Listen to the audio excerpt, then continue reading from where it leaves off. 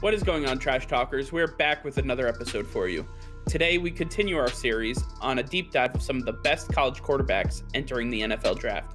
Today, we take a look at Alabama Crimson Tide quarterback Mac Jones. We're going to talk about some of his pros, cons, his pro comparisons, and which teams we think would be good fits for him. All that and much more coming your way right now!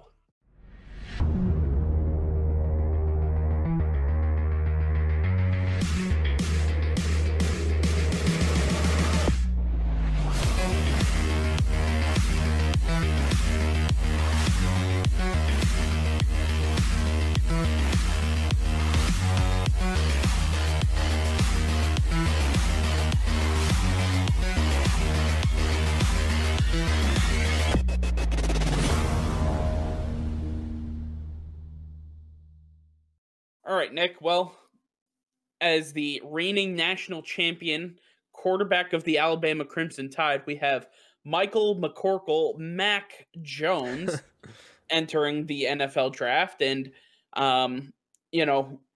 we know about Devonta Smith. We know about Jaylen Waddle. We know about this Nick Saban-led team and, Alabama always being in it.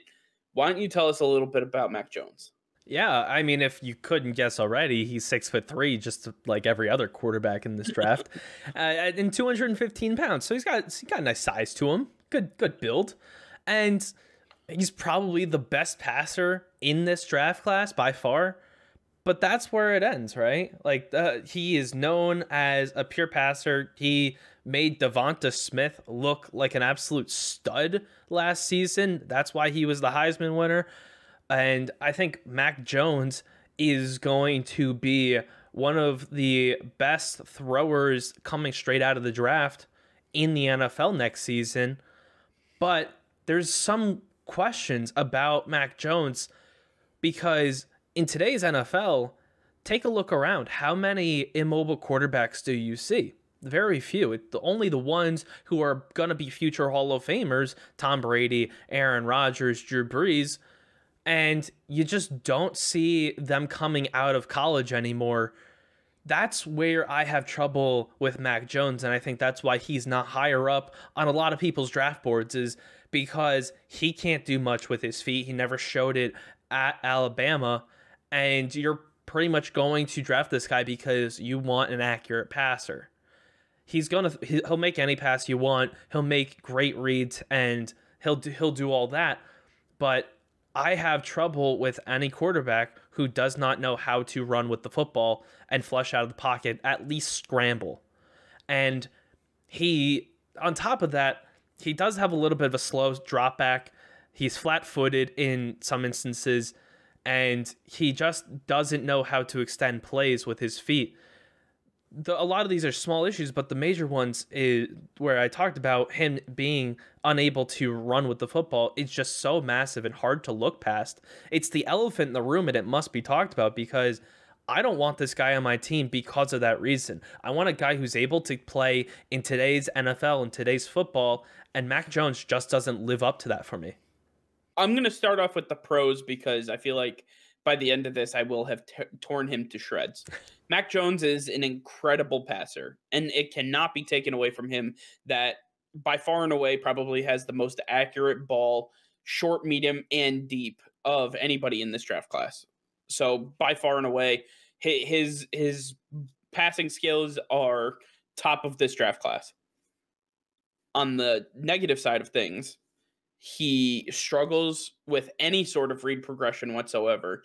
I sat here watching his film for a couple hours overall, and every time I'm just screaming at the screen, turn your head, look at somebody else, make one more than one read progression, please, for the love of God. And he just never did it. He stared at Devonta Smith. He stared at Jaylen Waddle. He stared at these top receivers that he had because he knew that they would be able to create magic and get open. Now, he was able to navigate the pocket kind of well. He was able to understand pressure and timing and how to get the ball out quickly, which are all great things. But just staring at one guy cannot be done in the NFL. The entire defense will swarm that one guy, and you're going to get sacked in a matter of 3 seconds. So that timing that you had in college gets cut in half. And when he went to Alabama, he had the best of the best, not only to throw to, but the best of the best up front protecting him. That's not necessarily going to be the case depending on where he goes in this draft. So we really have to sit back and take a look at some of the, players that he's going to be going up against and some of the players that he's going to be working with and say, is he the right fit? On top of that, I also believe that his lack of ability to scramble and his lack of mobility will definitely come to bite him in today's NFL, because the way defenses are constructed, defenders are getting extremely fast and they're built to basically box in the quarterback. And if you're immobile, they are going to be able to surround you within seconds and then just eat you alive. Outside of players like Tom Brady, Drew Brees, Matt Ryan, these are the most immobile quarterbacks in the NFL. I don't really see where he is going to be able to fit. I mean, we're talking about some of the best that have ever done it at this position. And I don't think Mac Jones is anywhere near that skill set. And what I'm looking for is just Mac Jones to he's got to be able to do more with his lack of mobility. And he hasn't shown that to me. I really just don't like what I've seen from him so far. I think it's being masked and it's being overlooked because of the fact that he was part of Nick Saban's winning culture at Alabama. He was with some of the best players in the country, both offensive and defensive. And I'm not saying he was carried to a national championship, but he did have his struggles, and he did, he did need them to step up at a record pace. As far as NFL comparisons go, I like Matt Ryan to be his NFL comparison. I think that Matt Ryan has a lot of the same abilities, throwing the ball, and the same inability to run with the ball. I think that Mac Jones is able to hit those deep passes, like you said, any pass on the field, doesn't matter where it is, and he has shown up in big games. He has come to play in big games in college. I think that he'll be fine if he were in the playoffs. He's not going to just shut down and the team's going to cave because he wasn't able to perform. So I think he'll be able to succeed down the stretch. I really like that he's able to do that, because there are some quarterbacks like Lamar Jackson and Jimmy Garoppolo who just can't handle the pressure of postseason football. And I think if he were to go to a team like Atlanta, who has Julio Jones and Calvin Ridley and Ty Gurley, though that's the best scenario for him, because he has top-end wide receivers and a top-end running back to work with. He's going to need, wherever he goes, he's going to need that top-end weapons on the outside and a top-end running back behind him to work, because he's not able to extend plays with his feet or make magic with his feet by himself. So I'm going to move right into my teams I expect to draft him, and then I'll turn it over to you, Mike.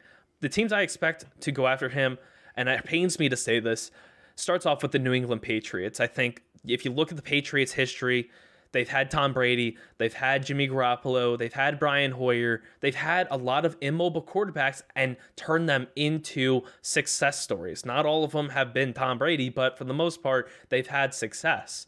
And I think that he would fit well with them as long as they are able to get weapons for him. Other teams that I would look out for are the Washington football team and the Indianapolis Colts. I think these two teams have budding weapons, and they'll be able to work with him. They both have, Frank Reich and Ron Rivera both have had extensive knowledge working with other quarterbacks, and will be able to help him through the small issues outside of being able to run. So I think that he could fit well in both these systems. Most other systems, though, when we look at them, they're going to not work out for him, and he'll be a complete bust. I mean, just starting off with my pro comparison, I compare him to two different guys. Starting off with his ceiling, I think, is Joe Flacco. I really think that he is not anywhere near the player that Matt Ryan has been and has showed in his career, I believe that Joe Flacco is what we're looking at for a ceiling. What I expect from Mac Jones is a career backup. I expect him to basically end up being the next Ryan Fitzpatrick, where he's going to end up being, shuffled around the league for the next 10 to 15 years because of his ability to, read defenses and make good throws. But outside of that, he's going to have to learn read progression. His lack of mobility is going to end up killing him in the long run. That's where everybody is going. Even the Patriots showed that they wanted a mobile quarterback last year, and when they signed Cam Newton. So there's a lot here to take into effect. And taking a look at some of the teams, I'll go with New England just because of where they stand in the draft. As a Patriots fan, I don't necessarily like this pick, but overall, it makes sense. Josh McDaniels has worked with immobile quarterbacks and made them really successful. Outside of that, I look at the Chicago Bears. Matt Nagy has worked with Nick Foles and some of these guys. I believe that Matt Nagy, if he gets Mac Jones, will be able to help him along and help him improve a little bit. It'll be tough because there's not really an offensive line, not really a lot of weapons. So it's not a good situation for him, but the Bears need a quarterback, and it might end up being Mac Jones. The last team that I'm going to talk about here is the San Francisco 49ers.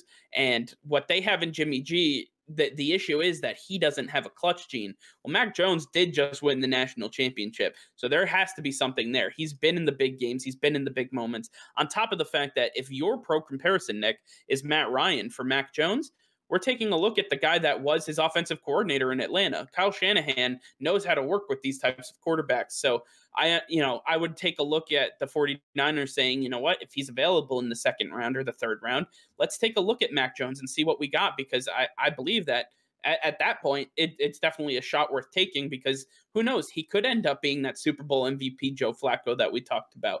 But overall, I just believe that, he's going to need a lot of coaching, a lot of mentorship, and it's going to end up killing him in the long run because he can't be mobile and he can't make plays with his feet. All right, well, that's going to do it for now. Thank you all for watching, and make sure to like this video, subscribe to the channel if you haven't already, hit that notification bell. We go live every single day. That'll be all. Peace and love.